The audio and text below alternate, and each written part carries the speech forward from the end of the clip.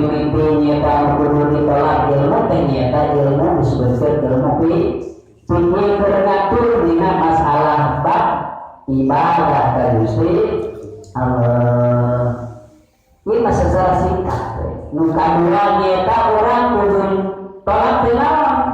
Nyata dina akidah dan dina akidah kepercayaan. Ulah salah urang yang tepat